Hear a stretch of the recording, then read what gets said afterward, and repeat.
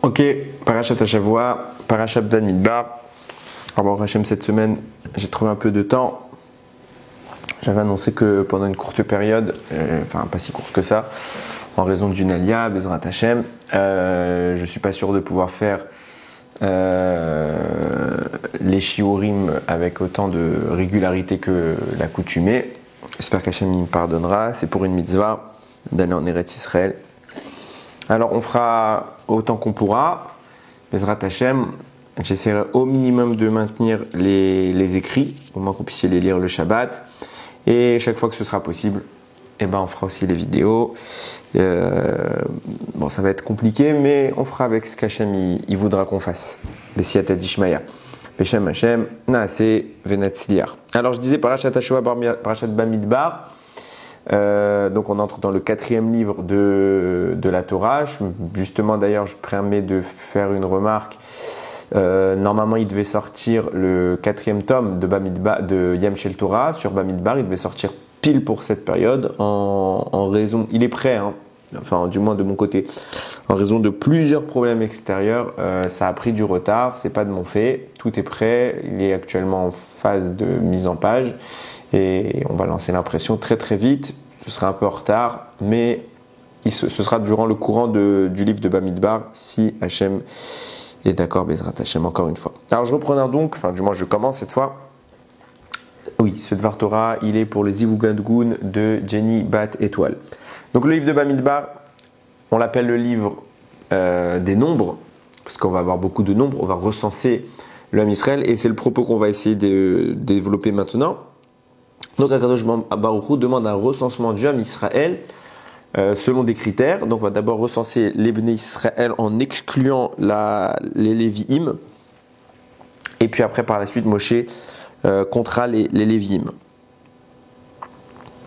C'est écrit comme ça, début de la paracha. Vaïdaber Hachem à Moshe, Bemidbar Sinaï, Beoel Moed. Donc Hachem il parle à Moshe et il lui dit dans le Sinaï, dans le désert du Sinaï, dans la tente d'assignation, Bechad la Chodesh Hasheni Bashana Shenit, premier jour du 2e mois de la 2e année, les Tétam Meret Mitzrayim, les morts donc de la sortie d'Égypte. C'est où, donc ce passage c'est celui qu'on va analyser. Comptez quoi. Et Rosh Kol Radat Ben Israël.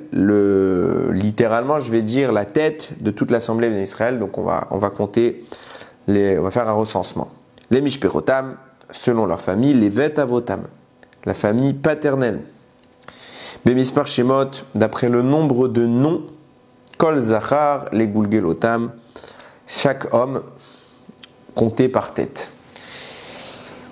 Alors, on sait que la Torah n'incite pas à recenser les Bnei Israël en les comptant simplement, donc on va voir toujours un subterfuge, on va compter Machatzita Shekel, on va compter plusieurs manières de faire pour compter les Bnei Israël. Mais là, on va s'arrêter sur les critères qui sont dans ce pasouk-là, donc il y en a 3.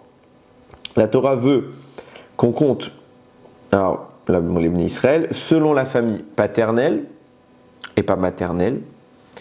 On veut que ce soit un recensement qui soit fait d'après les noms. On va compter les noms et les hommes, pas les femmes. Alors, sur un plan technique, ça change à peu près rien. Pourquoi ? Parce que, alors je sais que on peut croire que c'est des manières d'entourlouper les choses, mais c'est concret, c'est des phrases que Chachamim m'ont dites. Ishtok et Goufo, une femme, c'est comme le corps même de l'homme. Ça veut dire que vis-à-vis de l'homme ou vis-à-vis de la femme, c'est une seule entité. Donc on compte les neshamot du homme Israël, et un couple, c'est une demi-neshama qui est partagée entre mâle et femelle, qui se réunissent, donc c'est qu'une seule neshama. Donc compter l'un ou l'autre n'est pas un problème, c'est ce qu'Hachem compte, c'est les neshamot. Et on va voir qu'il y a 600 000 neshamot, on parle tout le temps de neshamot. Donc on va vraiment on va corroborer les deux entités, et au final la différence de genre n'est pas à prendre en compte. Ok ? Mais on va pas rentrer dans ce sujet-là, c'est pas du tout mon propos. Ce que je veux vraiment analyser, c'est ces 3 critères. Un recensement, je disais donc pas famille paternelle, donc d'après le papa, par nom. Et pour les hommes. Qu'est-ce que ça signifie ? Alors à ce niveau, rien. On va vraiment faire une analyse, et puisqu'on en arrive à la fête de Shavuot, c'est un raisonnement qui est très compliqué. J'ai essayé Bezrat Hachem d'y arriver de façon la plus claire possible. Alors, pour comprendre un peu ce qui est en ces trois critères-là, il faut se pencher sur le fameux événement de Moshe Rabbeinu qui monte au Har Sinaï recevoir la Torah. La Gemara là-bas, il rapporte, c'est traité Shabbat, page 88b. Il dit Moshe Rabbeinu, il monte et les Malachim, ils voient un humain. Donc ils disent, qu'est-ce qu'un homme, un humain, le fils d'une femme, engendré matériellement, fait dans le ciel? Hachem répond, il est venu recevoir la Torah. Et là, les anges s'offusquent. Quoi, ce trésor que tu as caché 974 générations avant la création du monde, qui est quelque chose de tellement haut, de raffiné, tu veux le donner à cette espèce, garde-le pour le ciel. Et là, Hachem se tourne vers Moshe et il dit, Irzir lahem tshuva, donne-leur une réponse. Donne-leur une réponse. Moshe il dit à Kadosh Baruch Hu, j'ai peur. Avec leur bouche, en me parlant, ils vont me brûler. Qu'est-ce que tu veux que je dise? Qu'est-ce que tu veux que je dise? Vous voyez bien que avant que j'aille plus loin, avec leur bouche, ils vont me brûler. Pourquoi c'est leur bouche qui va les brûler? Moshe, il a peur de leur bouche. Il n'a pas peur qu'eux, ils l'attaquent. Non, leur bouche, là, lui fait peur. Le reste, non. Ok. Moshe Rabbeinu s'inquiète. Donc Hachem lui dit, c'est pas grave, saisis mon trône et réponds-le. Et encore une fois, il reformule la même phrase, Vechazor lahem tshuva, et donne-leur une tshuva, donne-leur une réponse. Je fais exprès de lire ce passage en hébreu, cette petite phrase, parce qu'elle a un sens. Et là, Moshe, on connaît la suite, il va poser les questions à Kadosh Baruch Hu, qu'est-ce que contient ta Torah? Alors il cite le premier des 10 commandements, je suis Hachem ton Dieu qui t'a fait sortir d'Égypte. Il fait ok, il se retourne vers les Malachim, il leur dit, est-ce que vous êtes descendus, vous, en Égypte? Est-ce que vous avez été asservis par Paro? Non. Alors la Torah, elle ne parle pas de vous. Qu'est-ce qui est encore écrit dans ta Torah? Zachoret Yom HaShabbat, souviens-toi du jour du Shabbat. Il dit, et vous les Malachim, vous avez des choses qui sont interdites à faire le Shabbat dans vos travaux quotidiens. Il y a quelque chose que vous devez cesser parce que c'est Shabbat? Non, tout ce que vous faites, c'est ni Shabbat ni pas Shabbat, il n'y a pas de corrélation. On continue. Qu'est-ce qu'il y a encore dans ta Torah? Tu ne dois pas tuer, tu ne dois pas commettre l'adultère, tu ne dois pas voler. Il fait, vous avez entre vous de la jalousie pour tuer, commettre l'adultère, voler. Vous avez un Yetzerara Bichlal. Vous n'avez pas. Alors qu'est-ce que vous voulez cette Torah? Et là, les Malachim reconnaissent. Et Moshe Rabbeinu récupère la Torah. Alors j'avais déjà dit concernant ce fameux échange qu'on ne peut, je le redirai plein de fois, on ne peut pas se limiter à un sens simple. Les Malachim ne savaient pas ce qu'il y avait dans la Torah, bien sûr ils savaient ce qu'il y avait dans la Torah. Donc on va essayer de le comprendre encore une fois sous un autre angle, qu'on n'a jamais vu, Bezrat Hashem, mais on peut pas, encore une fois, c'est pas parce que c'est un texte de Chachamim qu'on doit devenir stupide.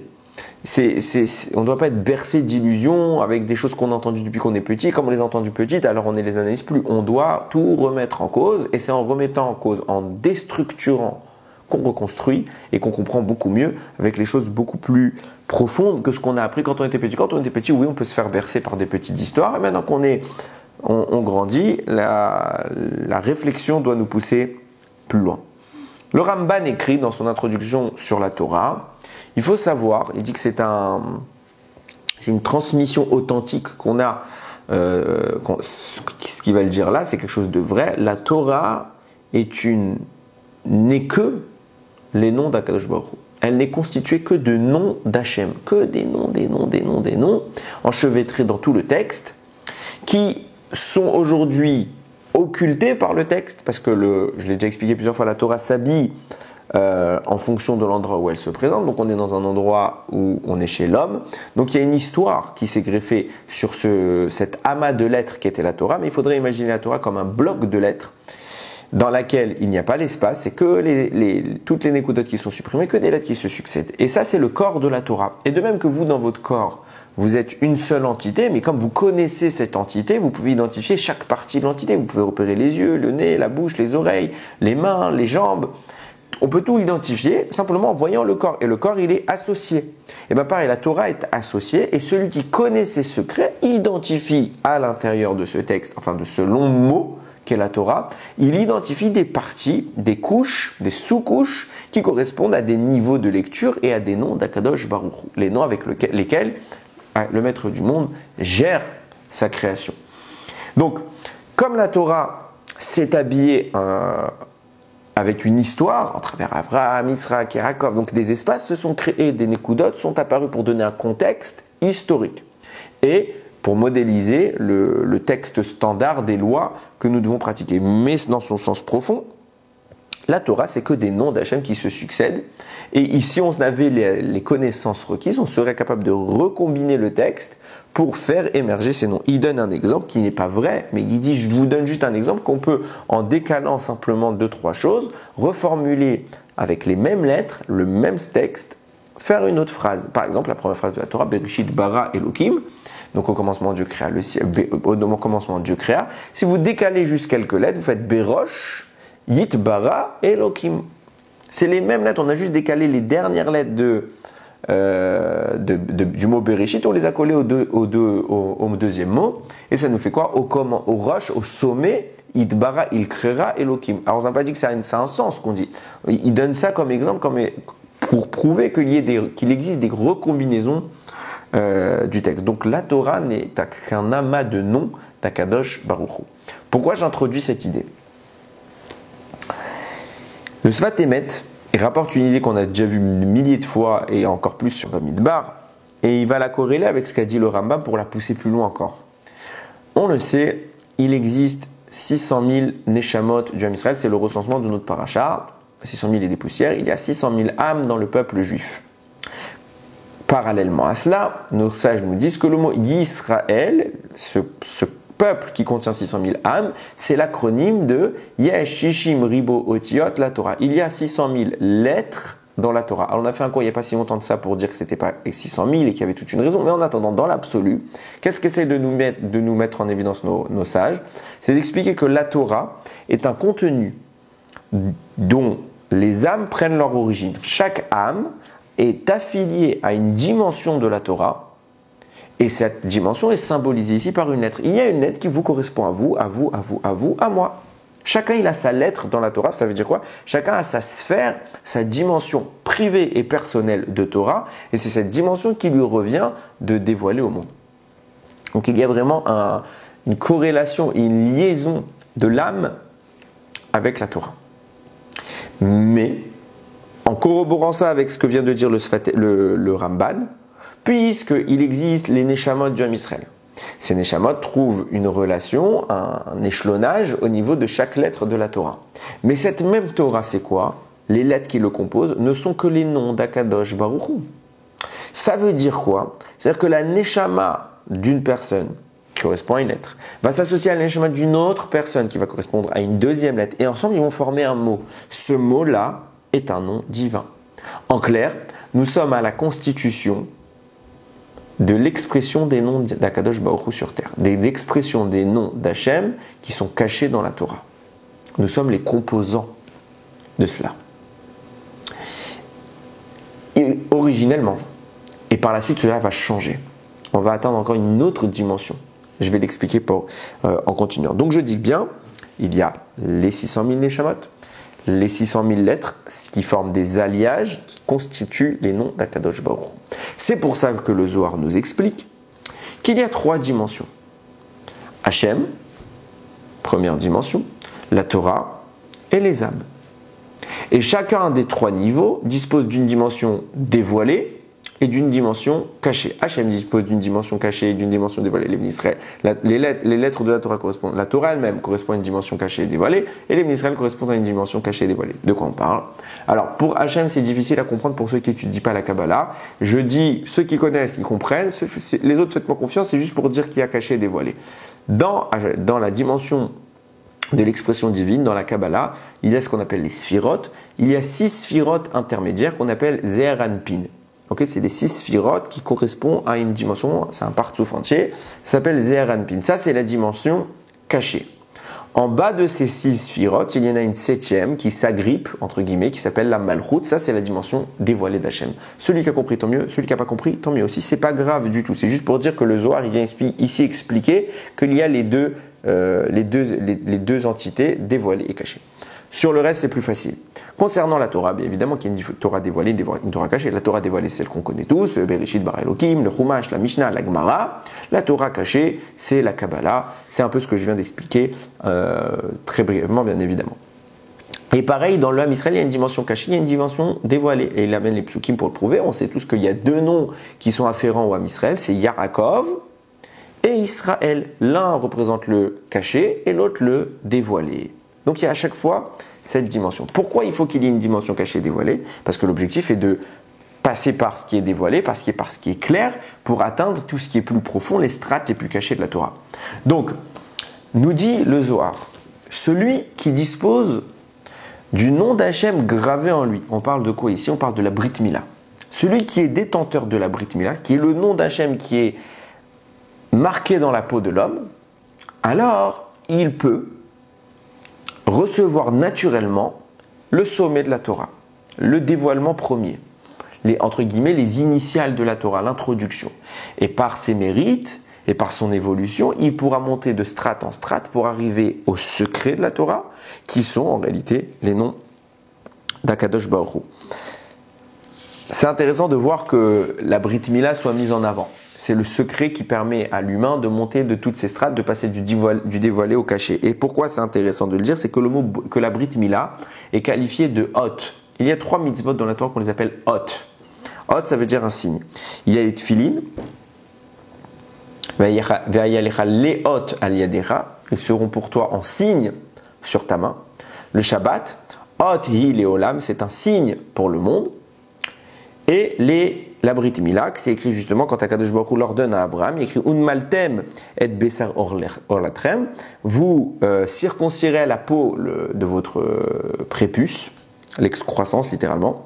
Veaya leot berit, beni uvenechem, sera en tant que signe, entre signe pour l'alliance, c'est une alliance entre moi, Hachem, et vous, les Bnei Israël. Donc la Mila est un signe d'une alliance. Ça veut dire quoi une alliance? C'est un pacte qui relie deux entités. Et en l'occurrence, béni, moi Hachem, ou Bnei Israël et vous les Bnei Israël. Donc ça veut dire que dans le schéma qu'on est en train de mettre en place, on peut commencer à faire une sorte de corrélation. On a dit quoi nous? On a dit que la Brit Mila, c'est l'alliance, le signe d'alliance entre Dieu, qui est la strate ultime, et les Bnei Israël, qui est la strate inférieure. Et tout à l'heure, on avait dit qu'il y a 3 strates. Il y a Dieu, du moins ses noms, sa Torah et les Bnei Israël. Donc les Neshamot se lient aux lettres de la Torah qui constituent les noms de Dieu. De même ici, on avait les Bnei Israël reliés au travers de la Brit Mila à Hachem. Ce qui veut dire qu'en termes de... Si on aligne les choses, en haut on a Hachem dans les deux parallèles. En bas on a Israël.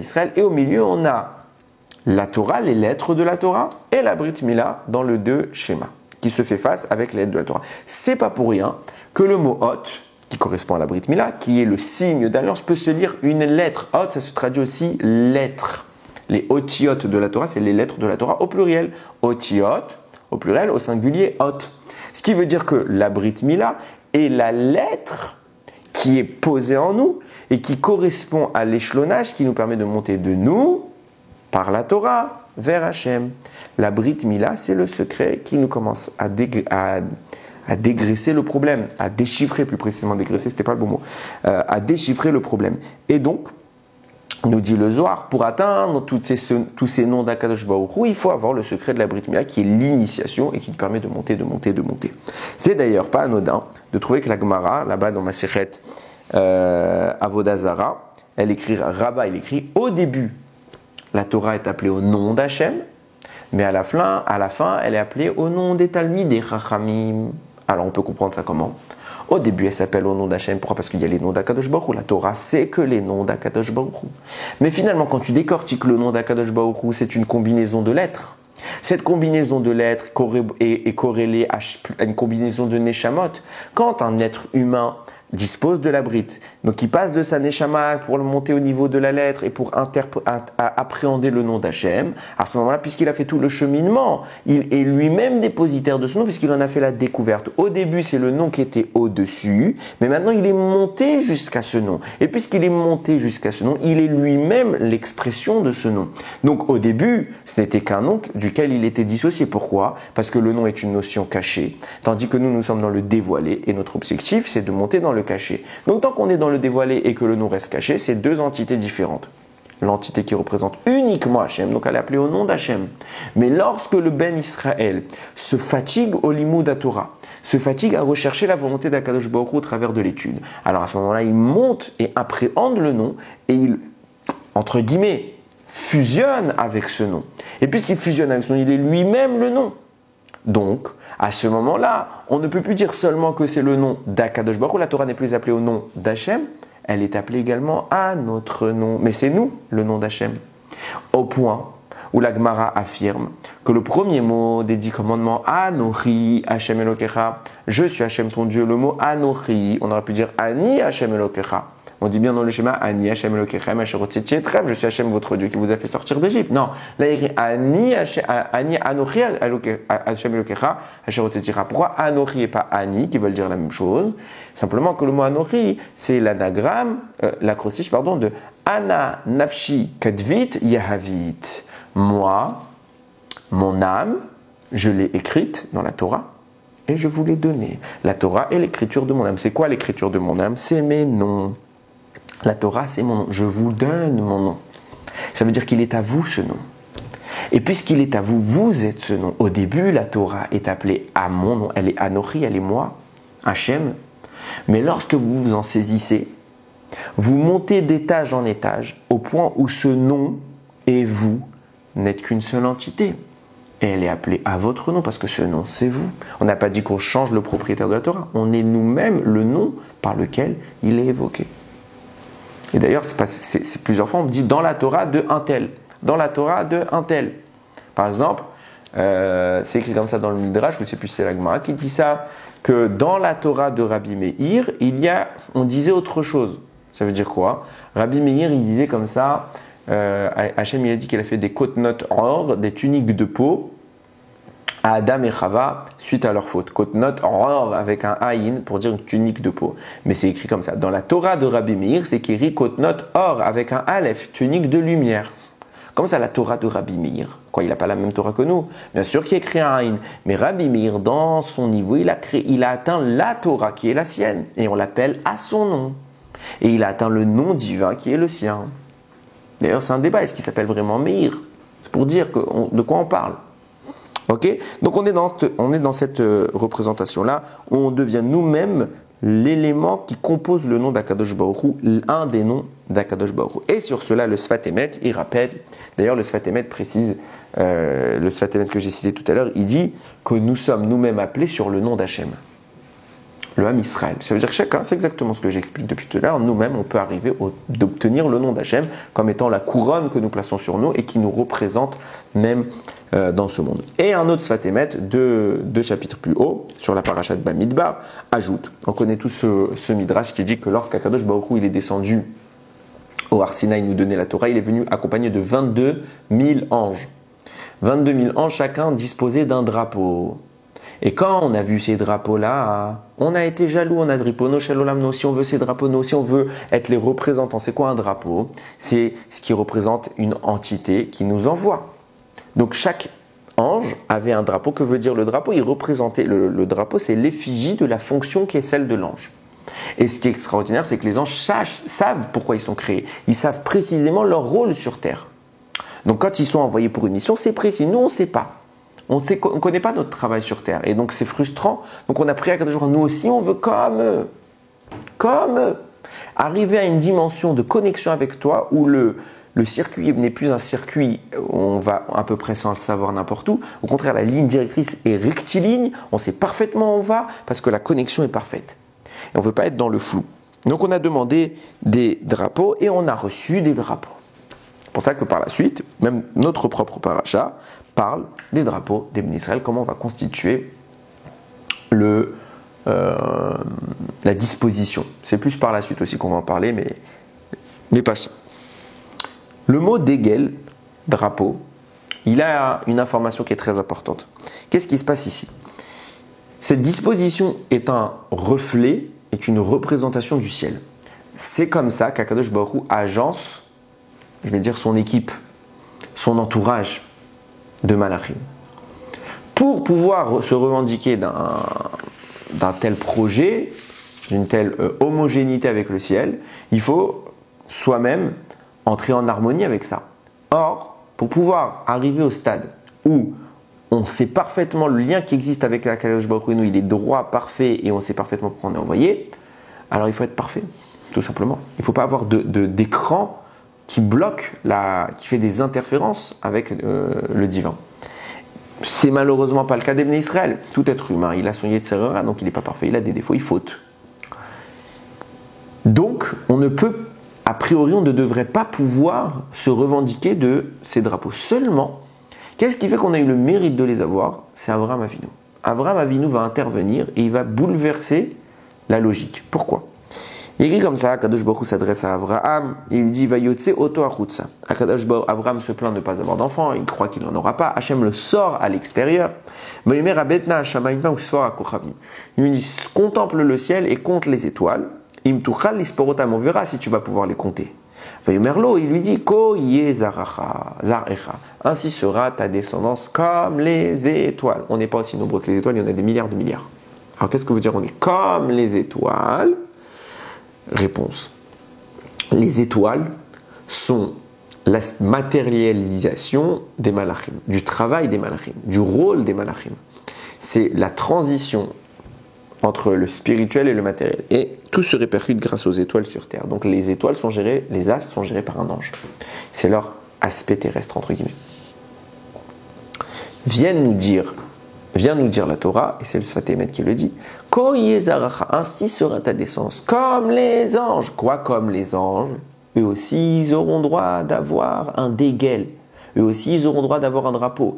Pas parce qu'ils le méritent, mais parce que toi, Avraham, tu le mérites. Parce que toi, il est attesté à de nombreuses reprises dans les écrits de Chachamim que Avraham a été un homme qui a littéralement dominé et asservi son mauvais penchant. Lui n'avait plus d'interférence. Et lui pouvait se revendiquer du statut d'héritier des drapeaux, d'héritier de la connaissance, de la réception absolue du réseau entre Hachem et l'humain. Ses enfants, eux, fauteront. Donc, eux ne peuvent pas s'en revendiquer. Seulement, on a la carte du club. On est les enfants d'Avraham. Akadosh Baruch Hu, Abraham prie auprès d'Akadosh Baruch Hu. Et Akadosh Baruch Hu lui accorde d'entrée, banco, je te le donne. Tu auras les drapeaux. Pourquoi Hachem il a accepté notre requête? Parce qu'il fallait juste une condition, c'était aimer Hachem. Si tu aimes Hachem, à l'image de ton ancêtre Avraham, même si tu n'es pas aussi parfait qu'Avraham, que lui, il était comme les malachim, plus haut que les malachim, que lui peut porter un drapeau, lui peut savoir pourquoi il est là sur terre, toi tu peux pas, mais comme tu aimes à l'héritage de ton ancêtre, alors il te transmet son héritage. Son héritage, c'est les drapeaux. C'est quoi ce secret des drapeaux? Le mot dégel, c'est les mêmes lettres que diloug. On saute. On saute par-dessus. Et c'est également les mêmes lettres que gadol, la grandeur. Ce qui veut dire que le dégel, le drapeau, obtenu par les Bnei Israël, est un moyen de faire un diloug, de sauter et d'atteindre le niveau qu'on appelle gadol, la grandeur. Ça veut dire quoi? Avraham a négocié un passe-droit. On va monter très haut, plus haut que les malachim, malgré qu'on n'est pas comme les malachim. On va avoir leur drapeau, on va avoir toute cette corrélation de notre âme avec un élément de la Torah, une lettre de la Torah avec les noms d'Hachem, donc on a tout cet étalage parfait. Par le simple mérite d'Avraham, il est le dégel, il est le drapeau qui nous fait faire le diloug, le saut, pour arriver à Gadol, le grand. On est grand malgré que nous sommes petits. Par le mérite d'Abraham. Et c'est ça qu'Akadosh Baruch Hu l'a acté à ce moment-là. Et alors, c'est intéressant de voir que cette notion du Ham Israël, de la grandeur du Ham Israël, qui a la capacité finalement de vaincre les malachim, de dépasser les malachim malgré qu'ils ne sont pas grands, elle est inscrite également dans notre nom. Israël, où c'est inscrit, enfin c'est pas Chamim, il y a Yaakov, dans Parashat Vayishlach, il va être confronté à un malach. Ce malach, cet homme qui apparaît sous forme d'un homme que Ramim dévoile que c'est l'ange d'Esav, le Yetzerara, le fameux Yetzerara, l'ange du mal. Il va se battre contre Yaakov et Yaakov va le dominer, va le vaincre. Et avant qu'il quitte la terre, il doit monter dans le ciel. Yaakov le saisit et lui dit fais-moi une bracha, bénis-moi. Et qu'est-ce que lui dit l'ange? Vayomerlo Yaakov Yamer Ot Shimcha Ki Israël. Ce sera plus ton nom, Yaakov. On va te rajouter un deuxième nom, c'est Israël. C'est quoi? Ki Sarita, c'est quoi Israël? C'est Sar, Sarita. Im Elohim. Donc Sar, quel? Tu as Sarita, tu as donc jouté, ils ont mis dans les traductions, donc tu as combattu Im Elohim avec un divin. Un divin, c'est un ange. Quel ange? Le Satan. Tu as battu le Satan, Veimanashim Vatuchal, et même les hommes, et tu as réussi. Ça veut dire quoi? Tu as battu le Satan, donc tu t'appelleras Israël. C'est quoi Israël? C'est celui qui se confronte au mauvais penchant, et donc qui tombe, et donc qui a des échecs, et donc qui a des fautes. Mais tout le secret de la grandeur qui fait qu'on s'appelle Israël et qu'on hérite de Avraham, Yitzhak et Yaakov, c'est qu'eux ont vaincu l'ange. Et puisqu'ils ont vaincu l'ange, ils ont inscrit dans notre ADN la capacité de le vaincre. Pas systématiquement, mais on a le pouvoir de le vaincre. La capacité de vaincre l'ange fait qu'on s'appelle Israël. Et on est capable de sauter toutes les étapes. On est capable de passer avec... On a comme les anges, parce qu'on les a battus. On a comme les anges les drapeaux, malgré qu'on n'est pas aussi fort que Avraham, Yitzhak et Yaakov, mais on a l'héritage. Et on monte et on saute tous les problèmes. Ça nous amène à quelque chose d'intéressant. Et qui va nous permettre de revenir à l'introduction sur le Midrash. Un autre Midrash rapporte qu'au moment où Moshe Rabbeinu est monté au Har Sinaï, les Malachim se sont plaints. Qu'est-ce qu'il fait celui-là? Et comme ils n'étaient pas contents, ils voulaient s'en prendre à Moshe Rabbeinu. Et qu'est-ce qui se passe? Hachem, il change le visage de Moshe, il lui met la tête d'Avraham. Vous le reconnaissez celui-là? C'est celui qui vous a accueilli et vous voulez maintenant l'embêter. Celui qui vous a accueilli quand les trois malachim se sont rendus chez Avraham après la Brit Mila. Ils sont venus, Vaïra, ils sont apparus, trois malachim. Avraham les a accueillis. Vous voyez que lui, il vous a accueilli. C'est comme ça que vous accueillez son descendant. Et là, ils ont accepté. Et quoi, c'est quoi cette histoire? Sous prétexte qu'ils ont reconnu le visage d'Avraham, quand ils ne savaient pas que Moshe, c'était le descendant d'Avraham. Les malachim, c'est devenu d'un coup des Hmar. Ils ne savent plus rien. Ils ne savent plus rien. Ils ne connaissent rien du tout sur terre. Un peu de bon sens. Quel était ici l'argument? Finalement, quand on compile un peu tout ce que je viens de dire, on comprend tout. Avraham, c'est l'élément qui a garanti que nous puissions sauter les étapes. Qui va sauter les étapes? Ce sont nos Neshamot, nous-mêmes, qui pourront accéder à chaque lettre de la Torah, qui pourront accéder au nom d'Hachem. On va constituer ce nom d'Hachem. Ana, nafshi, katviti, avit. Moi, mon âme, je l'ai écrite, je vous l'ai donnée. Vous allez incorporer le divin en vous bien plus haut que les malachim. Et vous allez être, au sens propre, l'ADN constitutif de la Torah. Vous allez être vous-même l'incarnation d'une lettre, vous-même l'élément constitutif du nom d'Akadosh Baruch Hu, au point que ce nom-là sera appelé votre nom. Grâce à quoi? Grâce à deux choses. Grâce à la Brit Mila qu'Avraham nous a transmis, qui a été le premier homme à la pratiquer.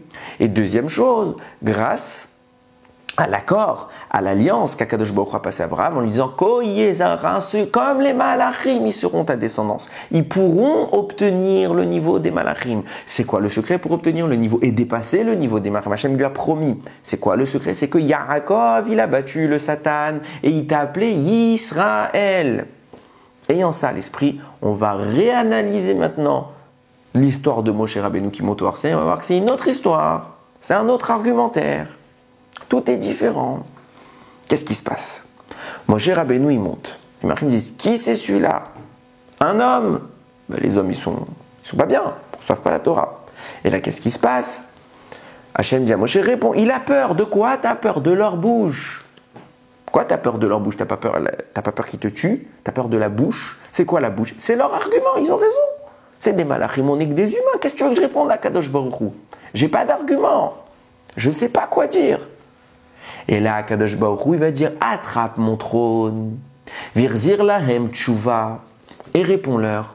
C'est quoi attrape mon trône? Nous dit le Zohar, qu'est-ce qu'il y a sous le trône d'Akadosh Baruch Hu? Il y a toutes les neshamot du Ham Israël. Et il lui dit, attrape les neshamot. C'est ça que je te demande d'attraper. Pourquoi? Parce que les neshamot sont la constitution de la Torah. C'est vous, ma Torah. C'est vous le troisième niveau. Hachem, la Torah, vous êtes l'ADN de cette Torah. Et seulement vous pourrez faire l'effort de monter d'étape en étape. Donc réponds-leur. Leur argument, Moshe, il avait peur de leur bouche. Pourquoi tu as peur? J'ai pas de réponse. J'ai envie de dire, réponds-leur. Prends les armes. Et on voit qu'il dit ça. Il y a une petite, je pense, c'est mon analyse, on peut ne pas être d'accord, mais une petite subtilité dans le texte qui pour moi a énormément de valeur. À chaque fois qu'il y a un interlocuteur qui intervient dans cette histoire, les malachim s'adressent à Dieu. Il y a écrit dans la Gemara, Dieu leur répond. Dieu s'adresse à Moshe, Moshe lui répond. Moshe s'adresse à Dieu, Dieu lui répond. À chaque fois on nous dit, celui qui répond. Et là d'un coup Moshe pose une question. Il dit, Qu'est-ce qu'il y a écrit dans la Torah? Et personne ne répond. Il n'y a pas écrit qui répond. Il y a écrit Anochi Hashem Elokecha. Il y a écrit je suis Hashem ton Dieu. Mais qui dit ça? On suppose que c'est Hashem. Mais c'est bizarrement. Tout le début, on nous dit il répond, il dit, il pose la question. Tout est écrit. Et là, il n'y a plus personne. Il répond. Pourquoi il n'y a pas de réponse? Parce qu'en réalité, moi, je pense, Moshe Rabbeinu, qu'Hachem lui dit attrape mon trône. Pourquoi t'attrapes mon trône? Prends les Neshamot, prends l'ADN, prends le code.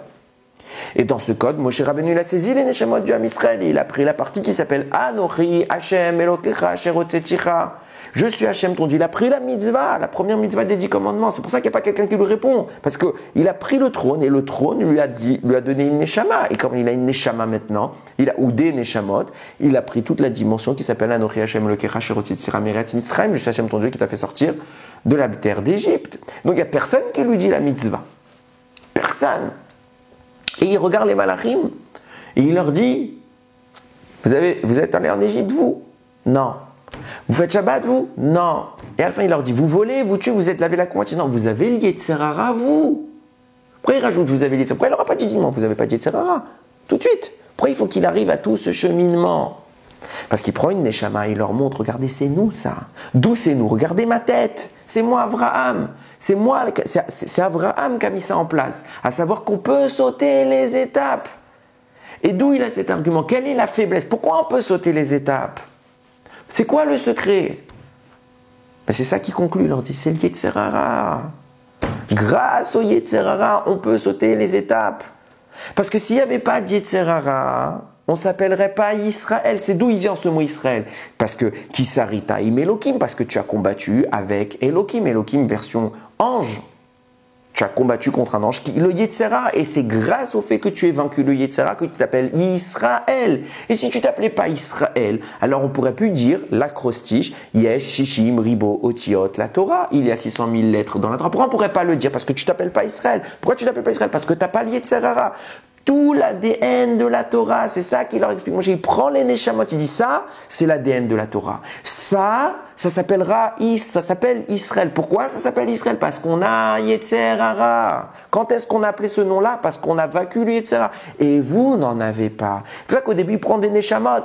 Il leur dit, ça, voilà, Anochi Hashem Elokecha, vous n'êtes pas allé en Égypte. Ça, c'est Zachor et Yom HaShabbat, les Kadesh, vous ne pouvez pas faire Shabbat. Lotignov, Lotinaf, etc. Lotirtsar, je les ai dit complètement à l'envers, c'est pas grave. Vous pouvez pas tuer. C'est quoi tout ça? C'est nos Neshamot, c'est nous qui créons ça. Nous sommes le support de cette existence-là. Et puisque nous sommes le support, nous pouvons monter à un axe. C'est parce que vous voulez garder la Torah dans le ciel, vous voulez garder les secrets de la Torah. Mais c'est pas ça qui est vrai. Parce que les seuls qui peuvent monter au niveau des noms d'Hachem, c'est ceux qui composent ce nom. Ceux-là même que sur Hachem il dit Ana nafshi kadvit sha'avit, je vous ai donné mon âme. Ceux-là même sur lequel Rav il a dit, au début la Torah elle est appelée au nom d'Hachem, mais maintenant elle est appelée à notre nom. C'est notre nom. C'est nous la constitution de cela. C'est pas vous. Et quel est le secret? C'est que nous, on a un Yetzer Hara qui fait qu'on s'appelle Israël, qui fait qu'on est les 600 000 Neshamot, qui fait qu'on est lié aux 600 000 lettres de la Torah, qui fait qu'on est lié au nom d'Hachem. Mais là, si j'ai parlé trop vite. Et où Moshe, il a eu cet argument? Où il a eu cet argument? Pourquoi au début, il a peur des arguments des malachim? Il a peur. Il dit Hachem, qu'est-ce que je vais leur répondre? J'ai peur de leur bouche, ça va me brûler leur argument. Ils ont raison, c'est des malachim, on est moins grands que nous. Nous, on va l'avoir, nous, la Torah par rapport à eux. C'est Hachem qui lui donne la réponse. Où il lui a donné, je vous ai cité exprès tout à l'heure la phrase en hébreu, qu'est-ce que j'ai dit? Il écrit comment, si je la retrouve, quand il a dit, réponds-leur.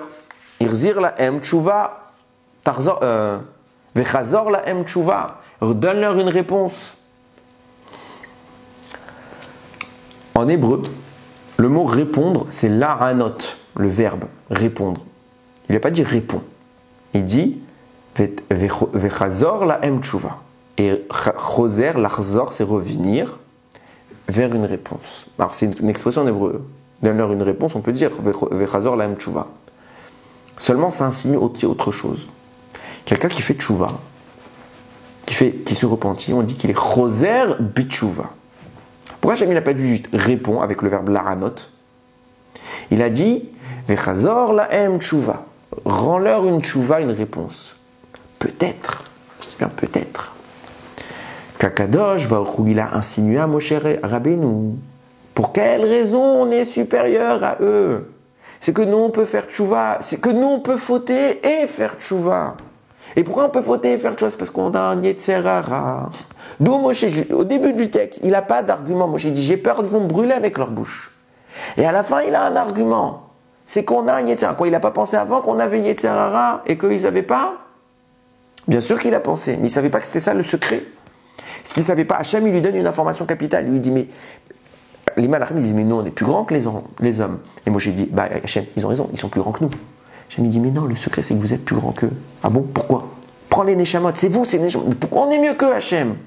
Chazor lahem tchouva, dis-leur que vous, réponds-leur. Réponds-leur quoi? Réponds-leur de la tchouva. Vous pouvez faire tchouva, vous. Ça veut dire que vous vous êtes confrontés au mal. Et le secret qui fait que vous allez avoir le drapeau. Le drapeau que vous avez obtenu par Abraham, le dégel, qui vous permet le diloug, de sauter les étapes pour atteindre la gadlout, la grandeur, c'est votre Yetzer Hara. Parce que le Yetzer Hara nous grandit, chaque épreuve nous grandit. Les malachim, ils sont appelés Omedim, ils se tiennent, ils sont debout, stagnent, ils n'avancent pas. On est appelé Olchim, ceux qui avancent. Nous, notre chemin, c'est la halacha. Halacha, ça vient du verbe avancer. On avance. C'est un chemin, un derer. Pourquoi? Parce qu'on progresse. Et la halacha vient nous expliquer qu'est-ce que le Yetzer Hara va nous dire et qu'est-ce qu'on ne doit pas écouter. Et grâce à la halacha, nous, on avance. Et eux, ils stagnent. Ils naissent plus grands que nous. Mais ils ne seront jamais appelés au nom d'Hachem. Ils ne sont pas l'élément constitutif de la Torah. À la base, il y a la Torah qui s'est manifestée et qui a fini par nous créer. Hachem nous demande, ça c'est un système descendant, Hachem nous demande maintenant que vous êtes l'expression de la Torah, je vous demande de devenir sa constitution. Vous êtes la neshama de la lettre de mon nom. Et vous êtes mon âme. Quand je vous ai donné mon âme, je vous ai donné la possibilité d'être mon nom. Maintenant qu'on a dit ça, on peut enfin, Mazal Tov, revenir à notre question du début. Comment ça se fait? On avait dit qu'il y avait 3 critères pour compter les bénis Israël. Il fallait que ce soit maison paternelle, avotam, les avot. Il fallait que ce soit d'après le nom et que ce soit que les hommes. Réponse. Pourquoi que ça? Qu'est-ce qu'Hachem vient nous expliquer? Il vient expliquer tout ce que j'ai essayé d'expliquer maintenant. Pourquoi par maison paternelle? Comment c'est formulé dans le texte? Que je ne dise pas d'ânerie. Les mishpechotam, les vet avotam, en famille de la maison avotam, de leur père. C'est qui les avotam? C'est Avraham, Yitzhak et Yaakov. Qu'est-ce qu'ils nous ont fait Avraham, Yitzhak et Yaakov? Ils ont fait qu'on s'appelle Israël.